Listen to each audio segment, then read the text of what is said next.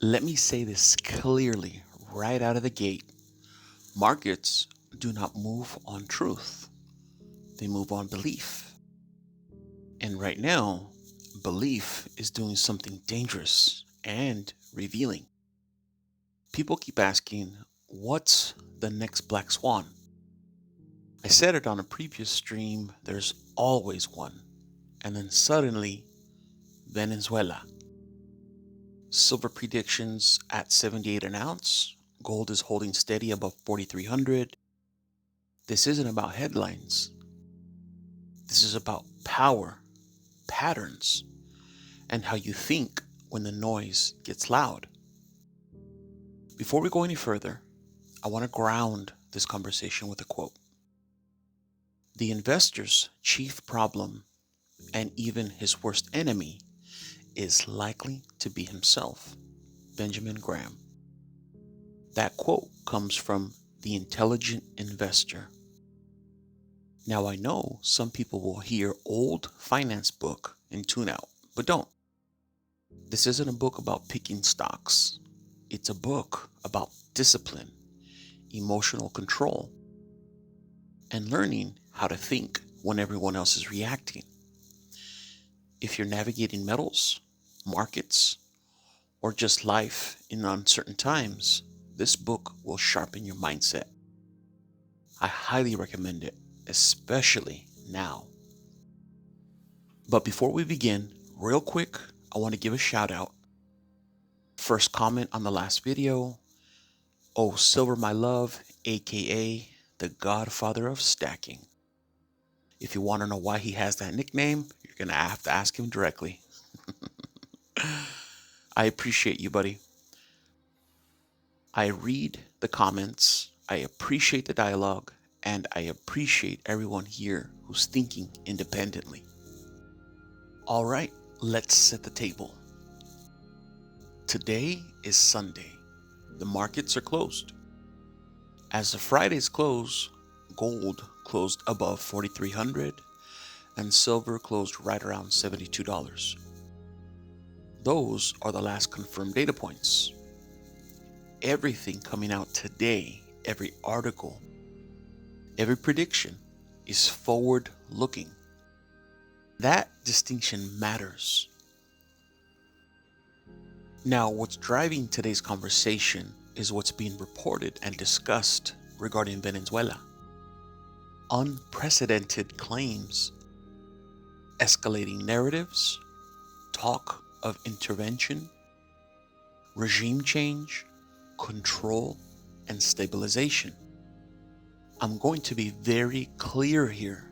I'm not here to declare what is or isn't 100% confirmed. What matters is this: markets are reacting to the possibility. And markets always move ahead of official confirmation. I'm going to put these three articles on the screen right now. You'll notice they're all pointing in a similar direction.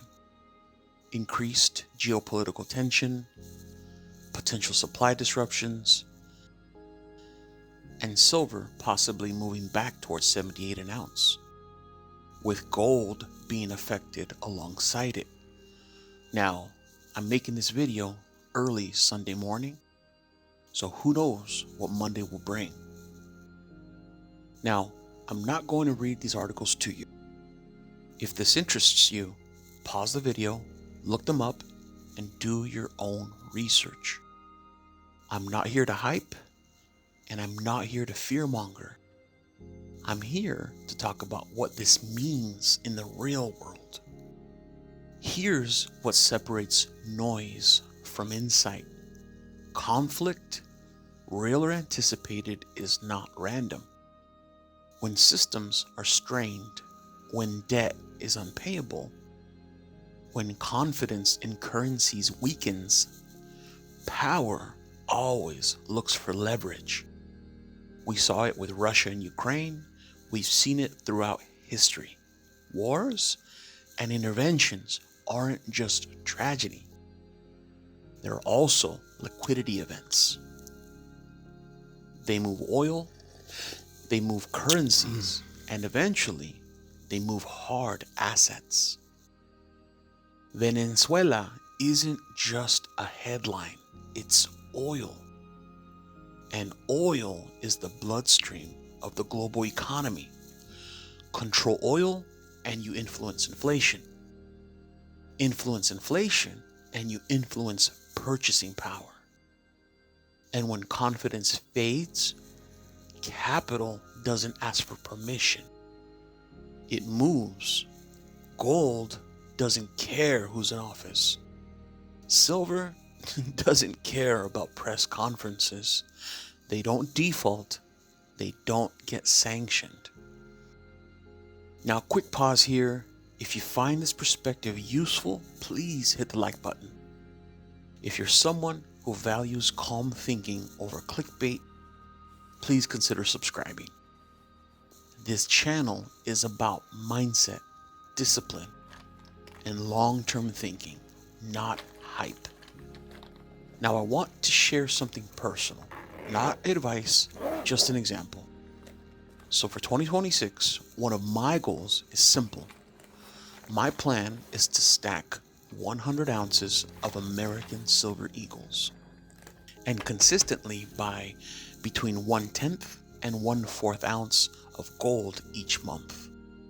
No rush, no obsession with predictions, no emotional buying, habit over headlines. Now, one of the reasons I'm doing it this way this year is because I've already achieved my core stacking goals. That changes how you think. Now, this is about staying engaged, staying curious, and staying flexible. If premiums spike, I'm going to pause. If conditions change, I'll adapt. This is all fluid.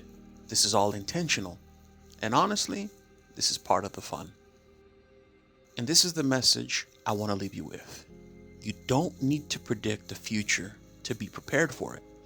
You need a plan you understand, a pace you can maintain, and the emotional discipline to ignore noise.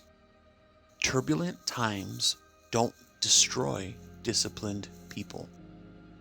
They expose undisciplined ones. I'll leave you with the scripture. The prudent see danger and take refuge, but the simple keep going and pay the penalty. Proverbs 22:3. That's not fear, that's wisdom. Now, whatever comes next, silver at 78 or higher or not, don't let the noise steal your peace. Think long term this year in 2026. Stay disciplined, stay grounded.